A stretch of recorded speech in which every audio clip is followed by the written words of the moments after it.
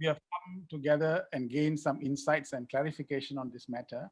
The issue here is that, as what our esteemed speakers have already said, we were in the midst of drafting the TOR, and we were exchanging because we were refining, and we sent one, and then we got back.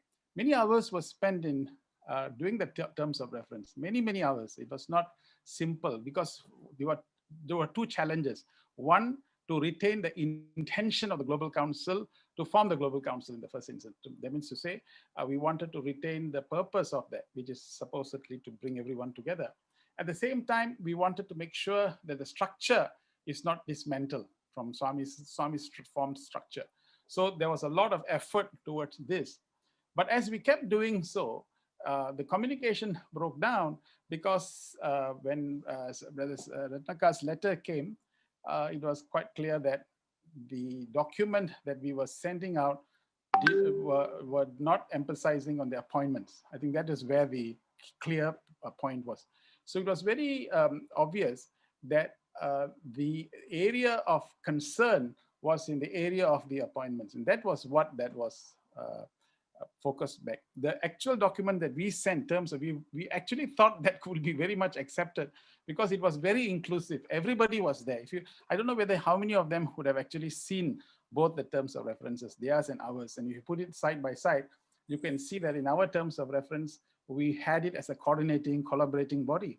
Because you see, everything was already functioning very well. We just wanted a body so that everybody, representatives from all three bodies, would be able to share, leverage strengths, share resources, share insights. That would have been the most amazing, perfect organization for us to advance ourselves. There's no necessity for us to reinvent the wheel and create another whole wheel together. So that was what this new terms of reference that we were proposing. But then the communication broke down because of the simple reason that this area of contention was not agreeable. But we were still refining that. But that's when the letter came, then we were not able to proceed.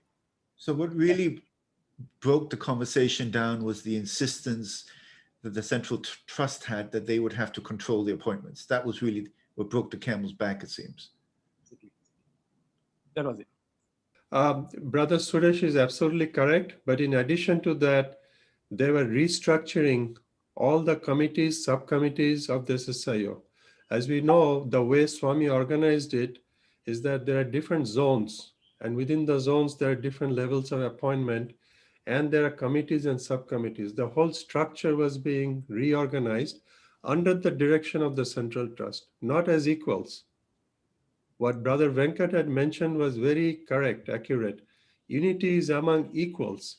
Samatva, the word sama in the Vedas and in the Upanishads is most important. Samadhi means samadhi. Sama is equal, dhi is mindedness, equal mindedness. We treat everybody as equal. On that basis, we were structuring this TOR, this terms of reference, but the change was one in appointments and the other one is in the organization itself. There were different levels. I think that the first part that is everybody should understand that the Central Trust is not the apex body, or is not more important than the Organization of India or the international organization. Swami never put them over us. If he had wanted to put them over us, he would have said that, and we would have obeyed Swami implicitly and immediately. But on the contrary, he stated that the three bodies were independent. Second, why unity cannot be a change? Because the Central Trust wants power and control.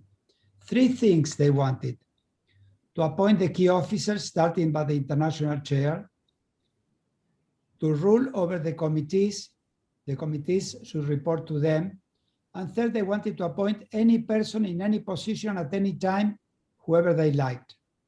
So that means that if they don't like the face of a National Council president, they would change it for another person. Many devotees say, but in the terms of reference, the executive committee will appoint them where we are majority. This is not true. Don't fall into that trap. Because first of all, they want the right, the Central Trust, not the executive committee, to appoint the chairman of the international organization. And second, they have their signature. So the executive committee could recommend, but the signature is there, so they keep control. It is not that we will appoint the executive committee. The executive committee can only make recommendations, and they will have the power and the last decision to sign on our recommendation or not. So they want to keep the control when Swami didn't give them any power to do that.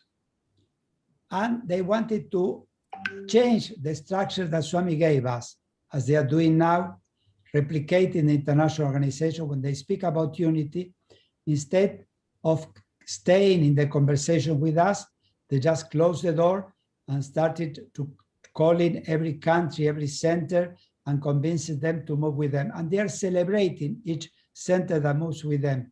Is it right to celebrate the dismantling of the international organization? Is it what a Sai brother should do? To be happy with the pain of others, to dismantle what Swami has created?